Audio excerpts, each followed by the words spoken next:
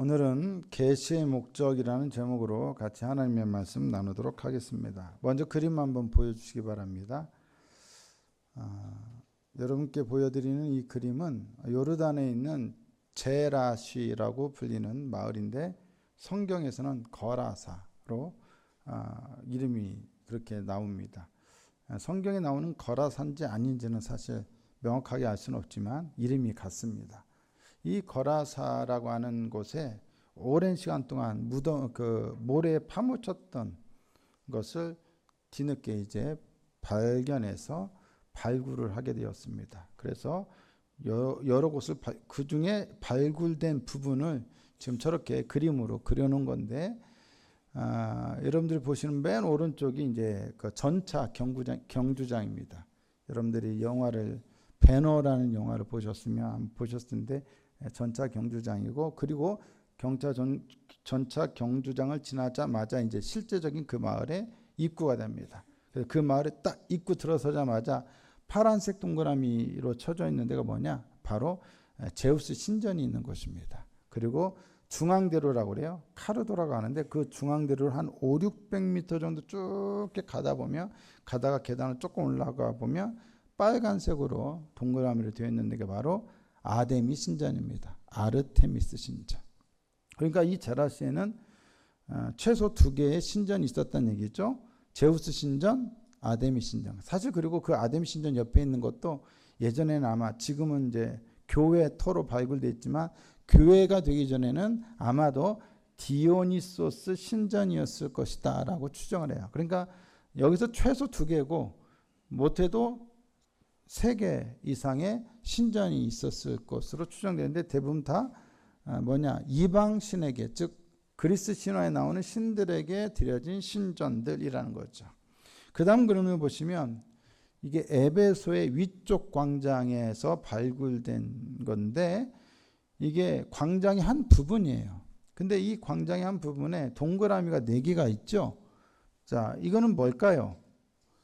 이것도 신전이에요. 근데 어떤 신전일까요? 아까 앞에 제라시에서 보여진 신전은 이방 신에게 드려진 신전이라면 이 4개의 신전은 다 황제에게 드려진 신전이에요. 가운데 있는 동그라미가 아우구스투스에게 드려진 신전이고, 여러분 보시는 오른쪽에 보여지는 신전은 도미티아누스 황제에게 드려진 신전입니다. 그러니까 여기서의 특징은 황제를 위한 신전도 만든다는 거예요. 그러면 여러분, 황제를 위한 신전을 만든다는 얘기는 거기서 당연히 신전에서는 뭐예요? 제사를 드리죠. 그럼 누구에게 제사를 드려요? 황제에게 제사를 드리는 거예요. 그럼 황제가 누구라는 얘기예요? 네, 신이라는 얘기죠. 근데 이게 지금 어디예요? 에베소예요. 자, 에베소는 사도 요한이 보낸 편지에 가장 먼저 나오는 편지가 바로 에베소에게 보낸 메시지였어요.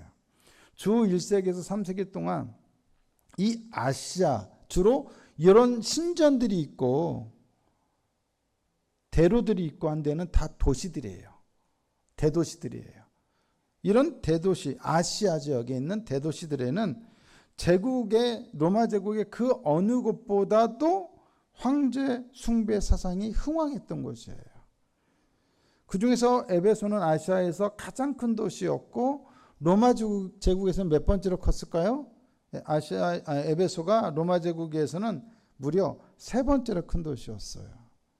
그런데 그 3번째로 큰 도시, 지금 신전이 광장 한 부분이잖아요. 일부잖아요. 근데 거기서만 벌써 황제를 위한 신전이 몇 개라고요? 4개. 그러니까 광장 중심에 황제 신전이 4개나 된다는 얘기는 다른 곳에는 또 있었을 가능성이 있죠.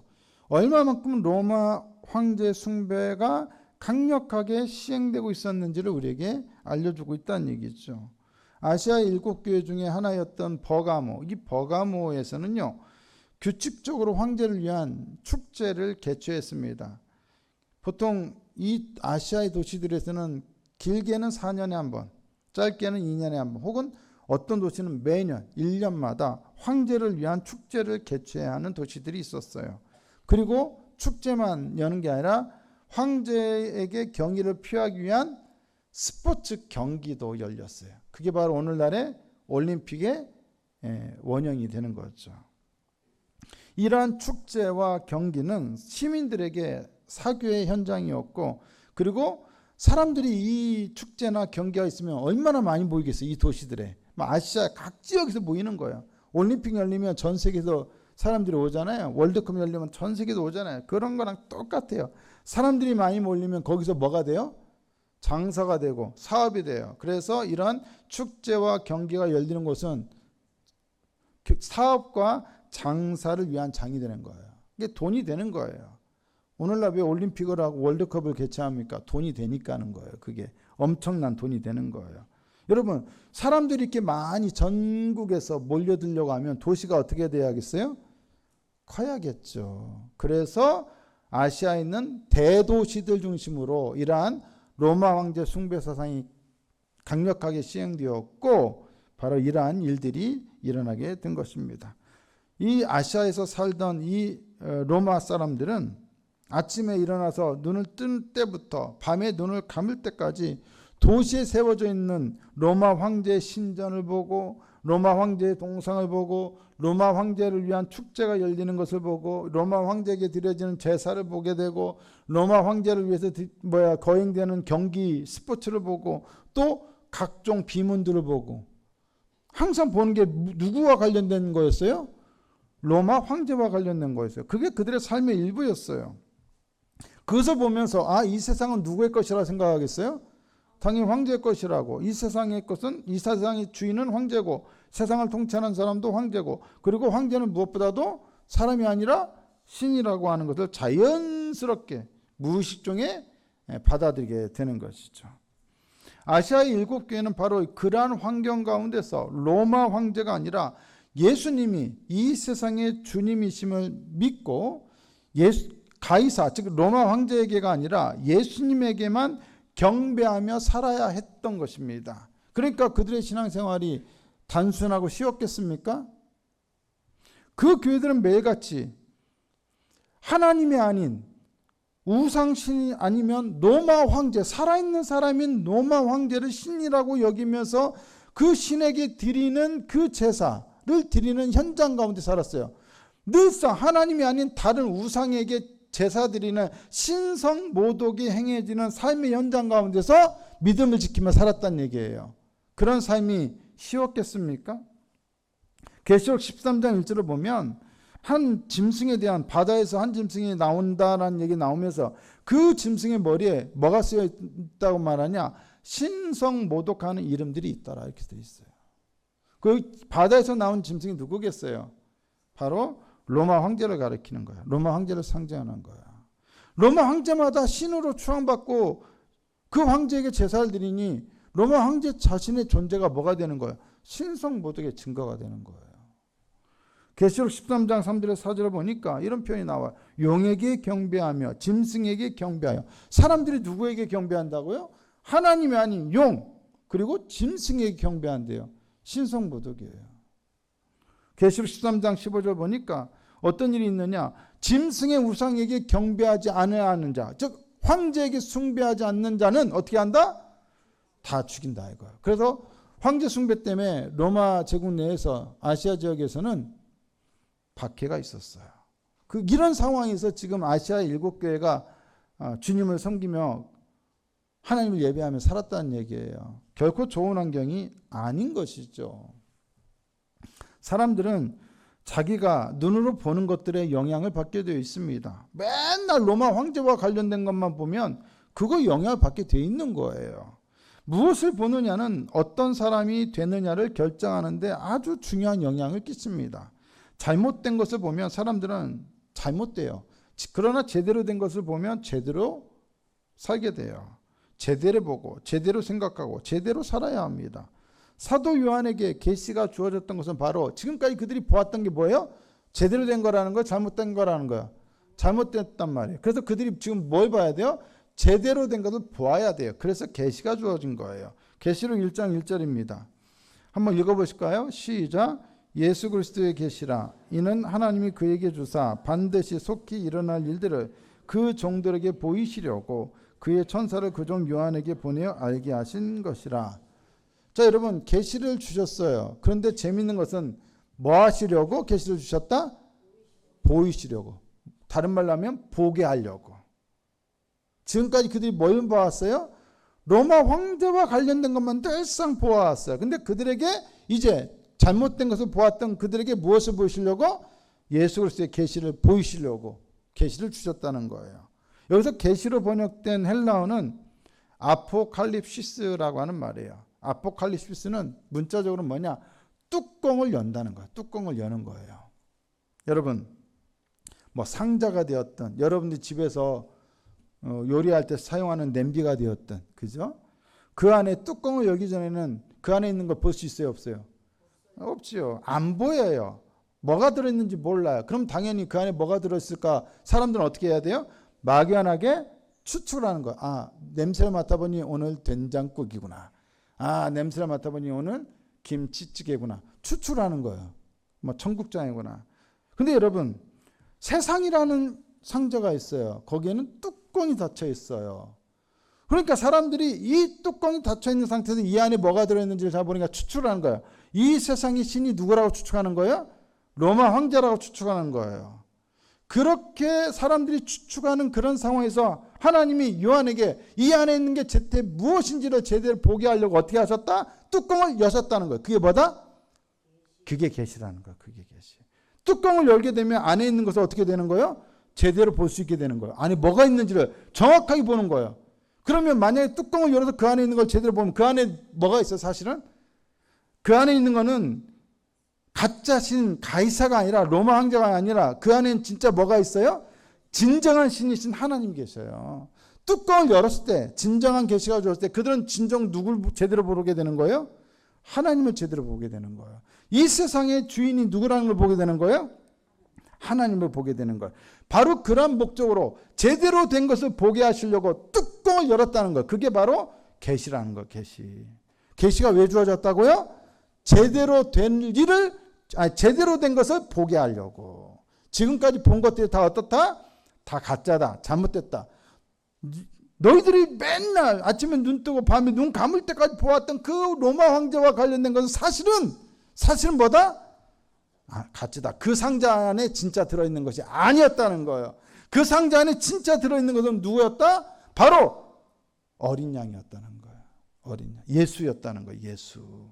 누가 진짜 경배받아야 할 뿐이라는 거예요? 예수님이. 계시록 1장 1절을 다시 보면 뭐라고 되어 있느냐? 속히 일어날 일들을 보이셨대요. 요한이 어디 가서 그걸 봤어요? 이 땅에서 본 게 아니라 하늘에 들어 올려져 가서 환상 가운데 봤어요. 그럼 그 하늘에서 보여진 것들이 어디에 이루어진다고요? 우리가 살아가는 이 땅에서 속히 일어날 것이라는 거예요. 우리가 분명히 알아야 돼요. 그렇다면 여러분, 이 땅에서 일어나는 게 진짜라는 거예요? 요한이 환상 가운데 봤던 게 진짜라는 얘기예요? 요한이 환상으로 본 게 진짜예요. 그게 진짜예요. 이 땅에서 우리가 보는 것은 진짜가 아니라는 거예요. 우리가 봐야 할 것들은 바로 가짜가 아닌 진짜를 봐야 한다는 거예요. 그렇기 때문에 우리가 보는 것이 너무 중요하다. 제대로 보아야 한다는 것이 중요해요. 예레미야 1장 11절을 보시면 하나님께서 예레미야가 이제 막 선지자로 부름받았어요. 이제 예언활동을 해야 돼요. 근데 예언활동을 본격적으로 하기 전에 하나님께서 예레미야에게 묻습니다. 환상을 보여주면서 네가 무엇을 보느냐? 네 눈에 뭐가 보이냐라고 물어봐요. 그러니까 예레미야가 사구나무 가지를 봅니다. 그리고 13절에 보니까 또 무엇을 보느냐고 물어요. 이번에는 끓는 가마가 보입니다. 여러분, 왜 예레미야에게 하나님께서 환상을 통해서 사구나무 가지를 보여주시고 끓는 가마를 보여주셨을까요? 끓는 가마는 기본적으로 뭡니까? 바벨론의 침략을 상징하는 거예요. 그럼 사구나무 가지는 뭘 가리켜요? 여기서 사구나무라고 번역되어 있지만 사실 사구나무가 아니라 아몬드예요. 아몬드. 요르단이나 이스라엘은 봄이 되면 가장 먼저 봄이 오는 것을 알리기 위해서 피는 꽃이 뭐냐? 바로 아몬드 꽃이에요. 우리나라의 벚꽃 비슷해요. 하얀색. 그거 딱 피면 이제 봄이 오려나 보다. 겨울에서 봄으로 넘어가는가 보다라고 알아요. 근데 지금 예레미야가 본 게 사실상 사구나무로 번역되어 있지만 아몬드 나무거든요. 그걸 봤다는 얘기는 지금 뭐가 온다는 거예요? 봄이 온다는 거잖아요. 여기서 말하는 봄 뭐예요? 하나님의 심판이 곧 올 거라는 거예요. 무엇으로? 바벨론 침략으로. 그러니까 예레미야는 사역을 시작하기 전에, 아직 말씀을 전하기 전이에요. 하나님이 먼저 예레미야에게 이걸 보여주셨어요. 예레미야는 무엇을 보고 시작했어요? 사구나무 가지와 끓는 가마를 먼저 보고 시작했어요. 그리고 유대인들에게 말씀을 전했는데 유대인들은 뭐예요? 예레미야 말을 안 들어요. 이제 바벨론이 쳐들어올 거다. 너희들 그거는 하나님의 심판이다. 그러니까 바벨론에게 대항하려고 하지 말고 회개하고 항복해라. 사람들이 뭐라 그래요? 야, 너 매국노지. 야, 우리가 싸워서 이겨야지. 하나님이 우리 다윗 왕조를 지킨다고 했는데 네 거짓 선지자지. 너 거짓 예언하지 마 하고 맨날 예레미야를 핍박하고 예레미야를 때리는 거예요. 그런데도 예레미야가 자신의 예언을 포기했어요? 안 했어요. 왜요? 이미 그는 예언을 시작하기 전에 뭘 봤어요? 사구나무 가지 환상을 보고 끓는 가마 환상을 봤어요. 그것이 반드시 어떻게 된다? 이루어질 것이라는 걸 믿었어요. 확신했어요. 그는 그것을 본 것을 끝까지 믿고 하나님이 보여주신 것을 가지고 끝까지 예언했어요. 그리고 결국 어떻게 되었어요? 예레미야의 말이 옳았음이 증명되었어요. 무엇을 말해줍니까? 무엇을 보느냐가 정말 중요하다는 거예요. 우리가 무엇을 보느냐가 중요해요. 예레미야는 바로 이 환상을 보았기 때문에 끝까지 자신의 사명을 감당할 수 있었어요. 아무리 고난이 있어도 흔들리지 않는 거예요. 요한계시록은 마치 예레미야가 환상을 본 것처럼 사도 요한이 무엇을 보았는지를 우리에게 증언해 주는 책이에요. 계시록 1장 2절에 보니까 뭐라 되어 있어요? 자기가 본 것을 다 증언했다. 사도 요한이 본 것을 증언해요. 그리고 계시록 1장 11절에도 네가 보는 것을 두루마리에 써서 보내라. 7교회에 보내라. 계시록 1장 19절에는 뭐가 되어 있어요? 네가 본 것을 또 여기도 기록해라 이렇게 되어 있어요. 지금 본 것, 사도 요한이 본 것에 대해서 얘기하고 있어요. 성경에서 하나님은 일반적으로 말씀하시는 분이고 예언자들은 그 말씀을 듣는 자들이에요. 하나님의 백성도 듣는 거예요.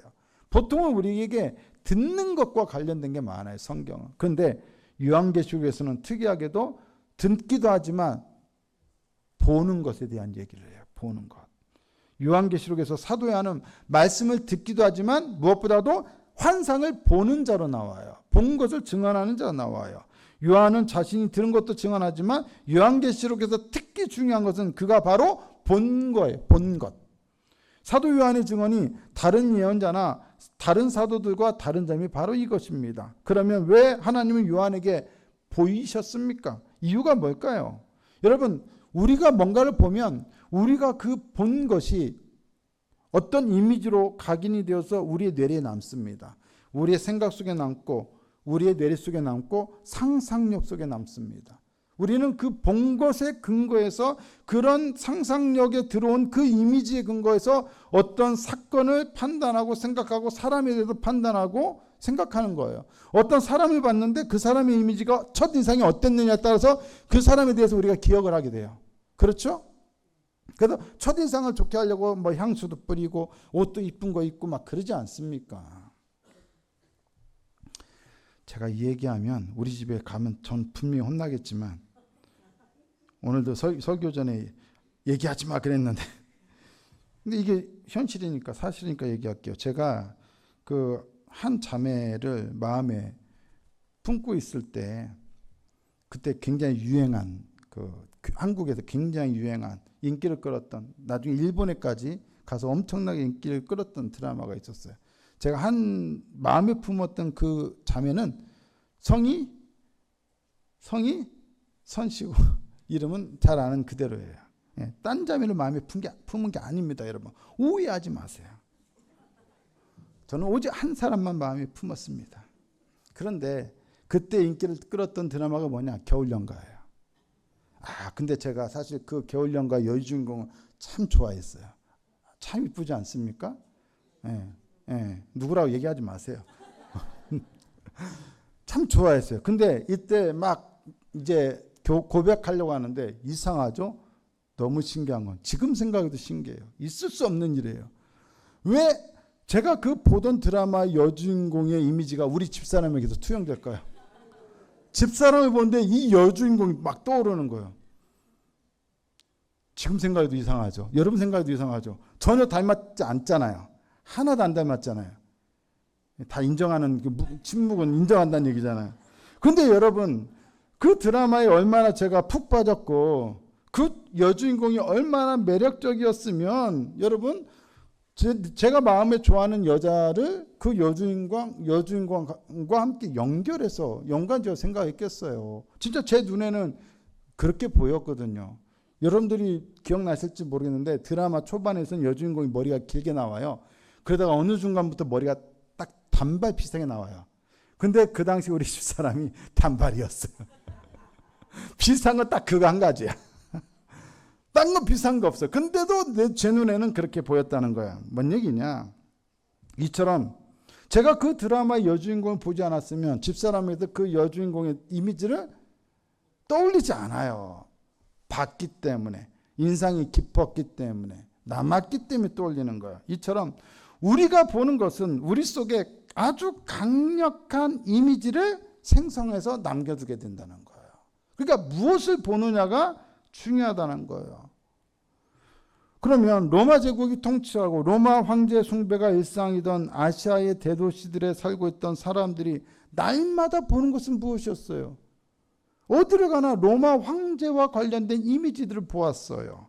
황제를 위한 신전, 황제를 예배하기 위한 종교식, 축제, 황제에게 경의를 표하기 위한 스포츠 경기, 황제의 동상, 황제의 영광과 승리를 기록한 비문들, 수많은 건축물들, 그리고 그들이 매일매일 사용하는 동전 속에조차 황제의 형상이 있었어요. 그들이 날마다 보게 되는 이러한 것들은 그들 속에 강력한 이미지를 형성하고 그것은 곧 그 사람들의 생각과 사고와 상상력에 강력한 영향을 끼치게 된다는 거예요. 어떤 영향을 끼치게 돼? 아, 세상의 주인은 누구다?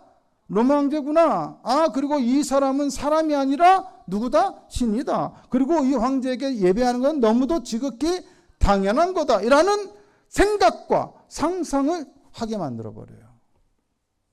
이런 이미지는 그들의 생각과 상상력을 그 이미지 안에 어떻게 돼요? 가두어 버려요. 딴 거 생각을 못해요. 왜? 딴 걸 본 적이 없으니까. 오직 맨날 보는 게 그거니까. 바로 그러한 때에 하나님은 요한으로 하여금 그들이 매일 보는 것과는 전혀 다른 새로운 것을 보게 하셨던 겁니다. 하나님은 로마 황제가 지배하던 세상에 있던 요한을 하늘의 보좌가 있는 것으로 올리우셔서 전혀 다른 것을 보게 합니다. 계시록 4장 1절을 보니까 뭐라 되어 있습니까? 이 이후에 내가 보니 하늘에 열린 문이 있는데 내가 들은 바 처음에 내게 말하던 나팔 소리 같은 그 음성이 이르되 이리로 올라오라. 하나님의 보좌가 있는 곳이죠. 이후에 마땅히 일어날 일들을 내게 보이리라. 하나님께서 요한에게 보이신 것은 뭡니까? 지금 하늘에서 펼쳐지고 있는 일들입니다. 그리고 그것은 지금 로마 황제가 다스리고 있는 이 세상에 일어나고 있는 일들과는 전혀 다른 새로운 것입니다. 물론 하늘에서 펼쳐지는 것들이 이 땅에 영향을 끼칩니까? 안 끼칩니까? 끼칩니다. 지금 끼치고 있고 앞으로는 종말의 때는 완벽하게 끼치게 됩니다. 하늘에서 펼쳐지는 것이 진짜고 이 땅에 이루어지는 것들은 그것에 비하면 뭐다? 가짜다. 그것을 보게 하시려고 하나님께서 요한을 하늘 보좌가 있는 곳으로 이끌어 올리셨습니다. 예레미야처럼 요한은 세상에서 일어나는 것과는 전혀 다른 것을 보게 됩니다. 그리고 그것을 통해서 그가 본 것을 통해서 그는 세상에 대한 완전히 새로운 시각을, 새로운 이미지를 얻게 됩니다. 그는 계시를 통해서 땅의 세상에 강력한 영향을 미치고 있는 하늘의 일들을 보게 되었습니다. 요한은 계시를 통해서 역사 안에서 이루어지는 하나님의 강력한 활동을 보게 됩니다. 아, 땅을 지배하는 게 로마 황제인 줄 알았는데 아니다. 사실은 누구였다? 바로 하나님이셨다는 거예요. 요한은 그 계시를 통해서 무엇을 새롭게 볼 수 있었을까요?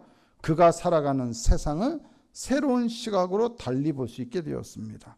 그리고 현재 하나님께서 이 역사 속에서 핍박받고 환난당하는 이 역사 속에서 하나님께서 행하고 계신 일과 장차 행하게 되실 일의 관점에서 이 세상을 다시 보게 되었습니다.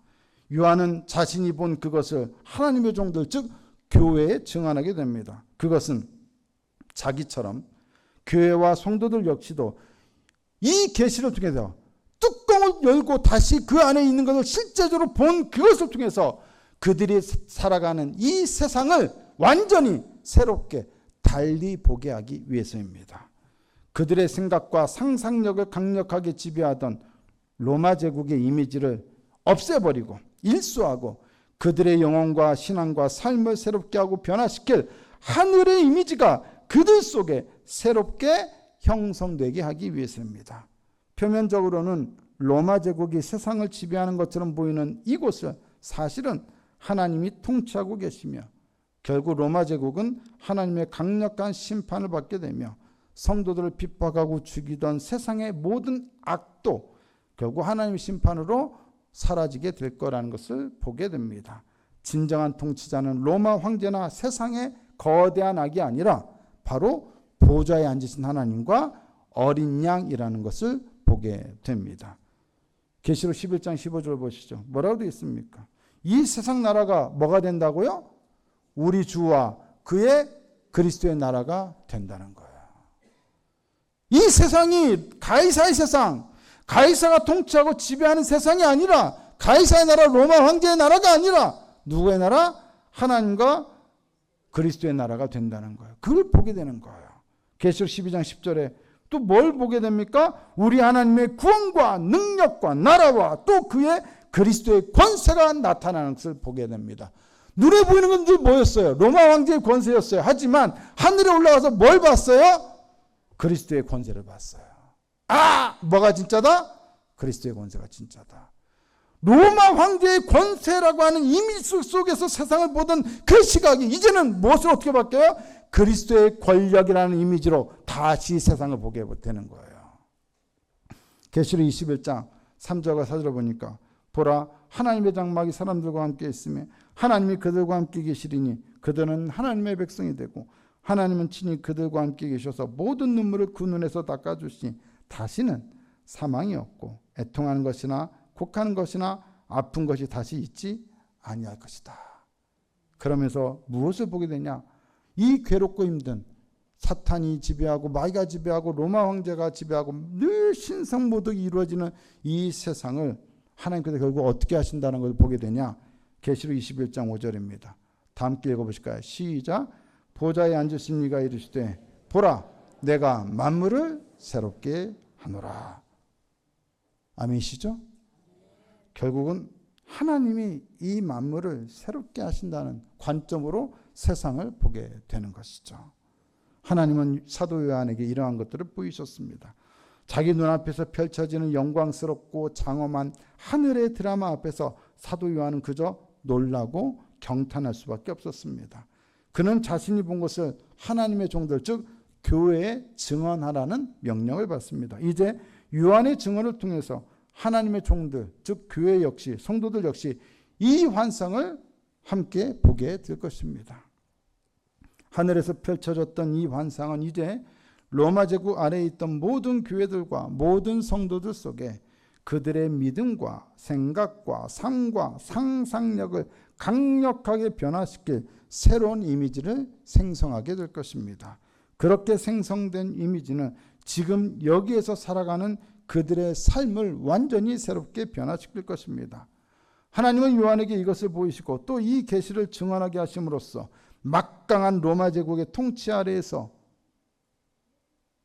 아시아의 7교회 중에 5교회가 그랬던 것처럼 영적으로 방황하고 무기력한 상태에 있던 교회와 성도들을 강력하게 흔들어 깨워서 정신을 바짝 차리게 하며 살게 하십니다.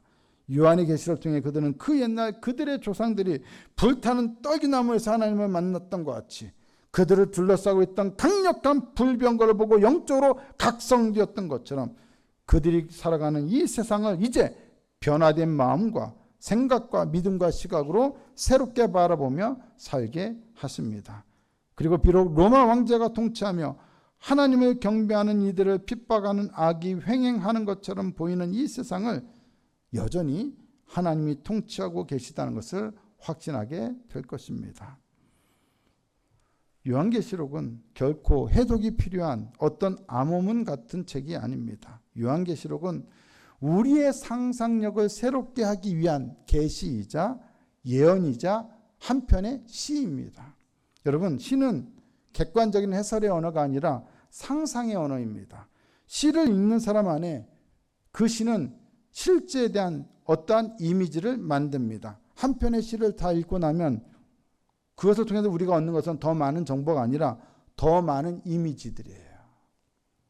시는 어떤 것을 설명하거나 묘사하기 위해서가 아니라 우리 속에 이미지를 만들어내기 위한 것입니다. 우리 속에 강력한 이미지, 곧 하나님께서 다스리시고 통치하시고 결국에 모든 악을 심판하시고 세상과 우리를 구원하신다는 그 이미지를 우리 속에 만들어내는 거예요. 이걸 다 읽으면 하나님이 주인이시구나, 하나님이 통치하시구나, 악은 결국 심판받아 사라지는구나, 우리는 구원받는구나, 하나님이 영광 받으셔야 유일한 세상의 진정한 주인이시구나, 오직 예수 그리스도의 그 어린 양 되신 분 안에서 우리가 구원을 얻게 되는구나. 우리가 끝까지 인내의 말씀을 지키고 말씀을 배반하지 않으면 우리는 결국 그분으로 인하여 구원받게 되는구나. 이런 이미지가 우리 속에 만들어지게 된다는 것입니다. 그래서 유진 피터슨 목사는 요한계시록을 가르쳐서 초대교회 시대가 낳은 가장 위대한 시라고 표현을 합니다. 우리는 요한계시록을 통해 우리의 삶과 믿음을 다시 돌아보아야만 합니다. 영적으로 무기력하고 무강박하던 우리의 영혼이 망치로 두들겨 맞은 것처럼 정신이 번쩍 들게 해야 합니다. 강력한 이미지가 새롭게 우리의 심령과 영혼을 지배하게 하여 이 세상을, 우리가 살아가는 이 세상을 새로운 관점으로 바라보고 새로운 마음으로 살아가야 합니다. 우리가 매일 눈 떠서 눈을 감을 때까지 늘 보는 게 뭐예요? 세상의 이미지예요. 세속의 이미지예요. 돈이 주인인 것 같고 세상에서 성공하는 것이 모든 삶의 의미인 것 같고 가치인 것 같고 돈을 많이 버는 것, 세상에서 성공하는 것을 위한 삶을 살아가는 것이 당연한 것으로 여겨지는 그러한 이미지들. 좋은 집을 살지 못하면, 좋은 곳에 취업하지 못하면, 좋은 대학을 가지 못하면, 돈을 많이 벌지 못하면, 좋은 자동차를 타지 못하면 실패한 인생인 것 같고 패배자인 것 같고 루저인 것처럼 보이게 만드는 이 세상의 그런 이미지들을 늘 보면서 우리가 살아가요. 그러니까는 주님을 믿어도 주님 내 성공을 좀 도와주세요. 주님 나 돈 좀 잘 벌게 해주세요. 이것만은 생각했지 그 주님이 이 세상의 진정한 주인이시고 통치자이시라는 거, 내가 다른 것이 아니라 돈 앞에 무릎 꿇는 자가 아니라 오직 주님 앞에 하나님 앞에 무릎 꿇어야 할 자라는 생각을 하지 못하는 거예요. 엉뚱한 이미지가 우리 속에 들어와서 세상이 우리에게 나도 모르게 강요했던, 심어놨던 그 이미지대로 살아가게 만들고 있더라는 거죠. 그런데 요한계시록은 그런 우리의 잘못된 이미지를 완전히 깨버리고 새로운 이미지를 우리 속에 집어넣습니다. 하늘에서 보여지는 환상 속에서 요한이 보았던 그 이미지를 우리에게 집어넣어서 이 모든 것들은 심판받고 사라질 것이다. 결국 무엇만 남느냐? 하나님이 새롭게 만드실 세상만 남는다. 그리고 그 속에서 우리는 구원받는 자가 된다. 이런 강력한 이미지를 우리에게 심어주어서 우리의 삶의 의미와 우리의 삶의 목적을 어디에 두게 만듭니까? 세상에서 성공이 아니라 돈이나 건강이 아니라 어디에? 오직 하나님의 나라와 하나님의 의와 하나님의 진리와 어린 양 되신 예수 그리스도의 복음에 우리의 모든 것을 걸고 살아가게 만든다는 것입니다. 여러분, 신앙은 그겁니다. 하나님을 나의 삶의 목적을 위해 이용하는 것이 아니라 하나님 앞에 내 삶을 다 내려놓고 그분 앞에 굴복하는 것, 무릎 꿇어 그분을 경배하는 것이 진짜 신앙이지, 내 목적을 위하여 하나님을 이용하는 게 신앙이 아니에요. 만약에 우리가 우리 목적을 위해서 하나님을 이용한다면 우리는 그 옛날 아시아의 대도시들에서 로마 황제 앞에 경배했던 신속모독하는 자들과 별반 다를 게 없다는 것입니다. 오늘 우리들의 신앙의 목적이 바로 거기 있어야 합니다. 우리는 이 세상에서 우리가 아무리 힘들고 고난을 겪고 어려움 가운데 살아간다 할지라도 어떠한 경우라도 이러한 기대와 소망과 비전 속에서 살아가야 합니다. 요한계시록 7장 9절에 10절을 보십시오. 함께 읽어보실까요? 시작. 이후에 내가 보니 각 나라와 족속과 백성과 방언에서 아무도 능히 셀 수 없는 큰 무리가 나와 흰 옷을 입고 손에 종려가지를 들고 보좌 앞과 어린 양 앞에 서서 큰 소리로 외쳐 이르되 구원하심이 보좌에 앉으신 우리 하나님과 어린 양에게 있도다. 아멘. 로마 황제 이미지 속에서 세상의 구원이 로마 황제에게 굴복하는 게 있다라고 믿어지던 세상에서 오직 유일한 구원은 어디에 있다? 보좌에 앉으신 우리 하나님과 어린 양에게 있도다라고 선언하는 것은 대단한 믿음의 선포입니다. 사도 요한은 바로 이 이미지를 보았습니다. 그리고 그 본 것을 증언하고 있습니다. 많은 사람들이 이 사도 요한의 이 메시지를 이렇게 보고 깨달아야 하는데 자꾸 이상하고 엉뚱한 소리를 하는 사람들이 있어요. 이단들이 나와요. 그 사람들은 다 엉뚱한 얘기입니다. 하나님 앞에 무릎 꿇게 만드는 이미지 외에 사도 요한계시록은 다른 것이 아닙니다. 그래서 엉뚱한 사람들이 하도 많으니까 한 기독교 작가는 이렇게 얘기합니다. 사도 요한이 환상 중에 많은 괴물을 본 것은 사실이나 요한계시록의 주석가 중 한 사람만큼 엉뚱한 피조물을 본 적은 없다. 여러분, 엉뚱하게 해석하는 요한계시록 해석하는 사람이 그 사람이야말로 진짜 이상한 엉뚱한 피조물이라는 거예요. 근데 그런 사람들이 너무 많아요. 여러분, 요한계시록의 환상과 상징은 엉뚱한 해석자들에 의해서 호도될 수는 있습니다. 때문에 영적으로 혼란한 시대일수록 요한계시록에 대한 헛소리들이 더 많이 들려오기 마련입니다. 하지만 우리는 계시의 목적이 무엇인지를 분명히 알아 그러한 헛소리들에 미혹되지 말아야 합니다. 계시의 목적은 단지 무시무시한 심판을 통해 우리를 공포심에 사로잡히게 하거나 미래의 일들에 대한 시간표를 알려주어서 우리의 호기심을 충족시키려는 것이 아닙니다. 계시의 목적은 요한이 본 것을 통해 우리 속에 이 세상이 제공하는 이미지와는 전혀 다른 새로운 이미지를 제공하여 오직 하나님과 그분의 어린 양을 따르는 지금 여기에서의 우리 삶이 모든 것이 성취될 그때를 바라보며 결코 어떠한 경우라도 흔들리지 않도록 해주기 위함인 것입니다. 요한에게 주어진 계시는 지금 여기에서의 우리의 삶을 내팽개치고 종말론적 미래로 도피하거나 현실과 아무 상관없는 초월적 공상에만 우리를 빠져들게 만드는 것이 아니라 도리어 지금 여기에서의 우리의 삶을 그 강력한 요한이 보았던 이미지를 통하여 우리의 삶을 새롭게 하고 온전케 하기 위함인 것입니다. 우리는 요한을 통해 증언된 이 계시를 통해 우리의 삶과 현실에 대한 새로운 이미지를 얻어 우리 눈에 이 세상에서의 우리의 삶과 현실이 완전히 달라져 보이게 만들어야 합니다. 믿음으로 아멘으로 그 계시의 말씀을 받게 되면 우리는 반드시 같은 세상을 살지만 이 세상을 전혀 다르게 보게 될 것입니다. 오직 누구의 관점으로? 보좌에 앉으신 하나님과 어린 양의 관점으로 세상을 보게 될 것입니다. 우리는 바로 그 이미지를 통하여 새롭게 이 땅을 살아가게 되고 진정한 구원에 이르게 될 것입니다. 사랑하는 성도 여러분, 아무리 우리가 세상에 살지만 그렇기 때문에 이 요한의 계시의 증언을 통하여 우리는 변화되어야 합니다. 온전한 믿음으로 나아가야 합니다. 그리고 하나님께서 우리에게 이루실 그 일만을 우리의 유일한 비전으로 삼고 그를 바라보며 나아가야 할 것입니다.